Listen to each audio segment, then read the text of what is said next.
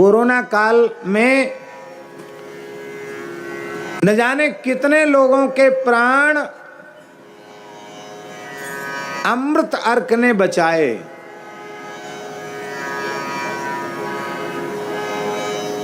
गोबर गोमूत्र से निर्मित अमृत अर्क ने हजारों की संख्या में लोगों के प्राण बचाए। और आपको विश्वास हो या न हो, ऐसी बातें सबके बीच में कहने योग्य नहीं होती हैं, क्योंकि सब लोग विश्वास नहीं कर सकते।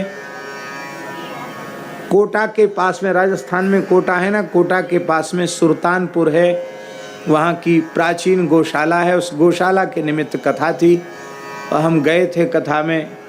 तो हमारी पाठ की पोथी भी छूट गई। हमारे साथ उस समय जो लोग रहते थे उनके दिमाग भी बिगड़े हुए थे, तो पाठ की पोथी हमारी छूट गई। तो पाठ की पोथी छूटने का इतना कष्ट हमको हुआ। नित्य किसी न किसी माने, जैसे अभी इस समय गरुड़ पुराण का पाठ कर रहे हैं, तो कोई न कोई एक आर्ष ग्रंथ रखते हैं, तो अपना नित्य पाठ जो है वो अलग ही है, पर किसी न किसी आर्ष ग्रंथ का थोड़ा सा पाठ, भले ही एक ही अध्याय हो पावे व्यस्तता में, पर कर। तो हमारी पाठ की पोथी छूट गई और जहाँ पहुँचना था वहाँ रात को 1 बजे पहुँचे, 1-1:30 बजे रात को पहुँचे।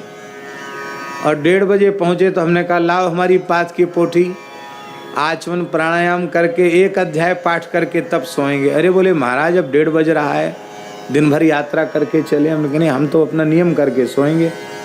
लाओ पोथी। बोले सब सामान आ गया, पाठ की पोथी छूट गई। और कहने वाले तो कह के सो गए और हमारी नींद गायब। हमने कहा हे भगवान, इतने जल्दी अब कौन लाएगा पाठ, हमारा पाठ छूट गया, बड़े दुर्भाग्य की बात है, अब क्या होगा। बड़ी चिंता, बड़ी मन में पीड़ा रही। पाठ की पोथी छूट गई, किसी से मंगवा लें, क्या करें, कैसे करें। कोई घंटा 2 घंटा का तो रास्ता नहीं था।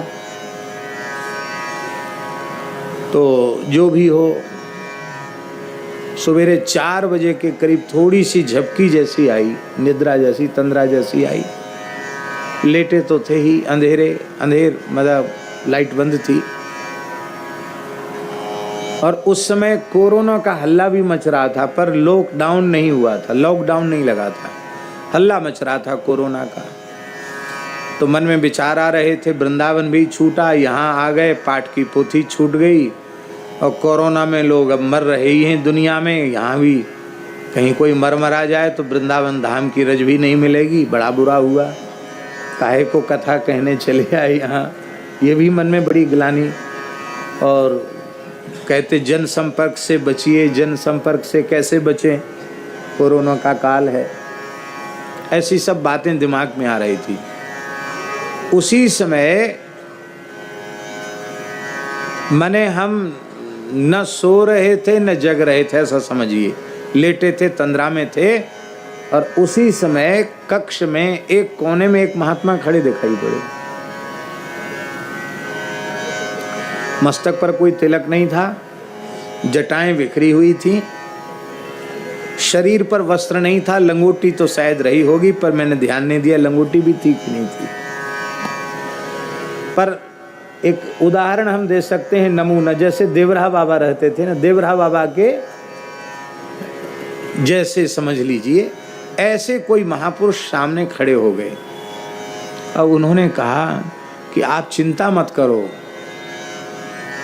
इस विषाणु से बचने का बहुत उत्तम उपाय बताने में तुम्हें आया हूं। अब हम बोल रहे हैं, इसको आप लोग भी कर सकते हैं अपने घर में प्रयोग। उन्होंने बताया, उन महापुरुष ने बताया कि स्वस्थ वेद लक्षणा भारतीय देसी गाय का मूत्र, और जितना मूत्र उतना ही गोबर। जैसे 1 किलो मूत्र है तो 1 किलो गोबर, दोनों को मथो, मथ करके उसका रस निकाल लो, और उसका रस निकाल करके मिट्टी के घड़े में रख करके बाष्पीकरण करके, परख नली जैसे लगाते हैं, बाष्प करके उसका अर्क निकाल लो, बराबर गोबर गोमूत्र का अर्क, तो बोले वो अमृत जैसा गुणकारी हो जाएगा। और उसको जो लेगा उसके ऊपर किसी भी विषाणु का प्रभाव नहीं होगा। इसलिए आप चिंता मत करो। और बस ये बात कह करके, और वो बस 1-1.5 मिनट की ही घटना है, और वो महापुरुष फिर नहीं दिखाई पड़े। मैंने कह रहे ये क्या हुआ, हम तो उठ के प्रणाम भी नहीं कर सके, हम लेटे रह गए सिर्फ। इधर एक महात्मा खड़े थे, अभी अभी बोल के गए हैं। तो हमने निकट वालों किसी से तो नहीं कहा, पर महात्मा ने कहा ये बात न कह के मैंने कथा के प्रसंग में ये बात कही कि भैया कोई कोरोना से बचना चाहता हो तो उसका ये उपाय है। आप लोग, किसी महापुरुष ने बताया, इतना संकेत किया, ये नहीं बताया कि आज किसी ने बताया, किसी महापुरुष ने संकेत किया है, ये करो तो ठीक हो जाओगे। हमारे रुंगटा जी, राधिका दास जी बरसाना में जो निवास करते हैं, जड़खोर गोधाम के प्रथम सेवक, तो वो बड़े पुरुषार्थी हैं। उन्होंने सुन लिया, वो आजकल कथाएं वो लाइव होती ना, तो लाइव कथा थी, उन्होंने सुना, तो उन्होंने तत्काल अपने जड़खोर के वैद्य जी को बुला करके और उन्होंने बनाया, बना करके तत्काल वो प्राचीन पद्धति से बना करके सबसे पहली सीसी गोमूत्रार्क की, अमृत अर्क की सबसे पहली सीसी उन्होंने हमारे पास भेजी, और हमारे पाठ की पोथी भी आ गई। बोलो भक्तवत्सल भगवान की। 1-2 दिन पाठ छूता, पाठ की पोथी भी आ गई। और हमने ये भी कह दिया कथा में कि क्या करें, बड़े दुख की बात है, हमारी पाठ की पोथी भी छूट गई। पाठ की पोथी भी आ गई और वो अमृत अर्क भी आ गया। बड़ी प्रसन्नता हुई। तो ठाकुर जी को हमने सबसे पहले भोग लगा। मैंने कहा अब नाक मुंह तो बिचकाना नहीं, तुम्हारी गौ माता का प्रसाद है, तुम पहले ग्रहण करो, बाद में हम लेंगे। सबसे पहली दवाई है। आपको भी तो कोई किसी की नज़र गुजर नहीं लगना चाहिए, आपको भी संक्रमण नहीं होना चाहिए। तो ठाकुर जी को भोग धराया, और उसके बाद सबसे पहले दास ने लिया। अब इसके बाद जो कोरोना के लक्षण जिनको कहते हैं, ऐसे कुछ लक्षण हमारे पास, सब जो लक्षण थे वो दिखाई पड़ रहे थे, हमने दिया। ठाकुर जी की कृपा, 1-2 खुराक में ही लोग ठीक हो गए। महाराज जी ऐसी ऐसी घटनाएं हुई ब्रह्मचारी जी। कुछ लोग नाम स्थल का और परिवारों का गोपनीयता के कारण हम नहीं बता रहे हैं। कुछ मारवाड़ी समुदाय के लड़के विदेश पढ़ते थे, 10-12 बच्चे विदेश गए थे और वहाँ से कोरोना के कारण देश में लौट के आए, सब संक्रमित होके आए। और दुर्भाग्य से उनमें से किसी के प्राण नहीं बचे, एक बालक बच गया, वो भी संक्रमित था, पर कैसे भी वो घर पहुंच गया अपने। और उसके घर से सूचना आई कि महाराज जी बहुत बड़ा संकट है, पता चलते ही पुलिस यहाँ से उठा ले जाएगी।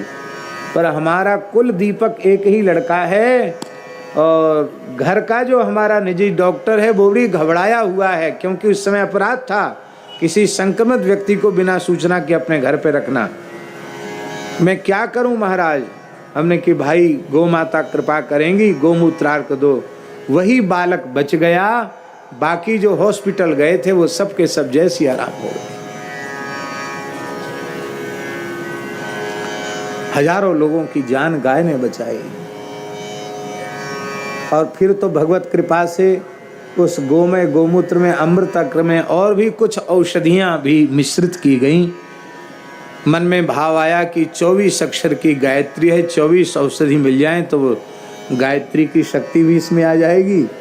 तो कुछ दिव्य औषधियां और उसमें मिली तो और अधिक प्रभावशाली हुआ। और आज भी हम तो आज भी गोमूत्रार्क से ही अपनी दिनचर्या शुरू करते हैं। माई मेरे श्याम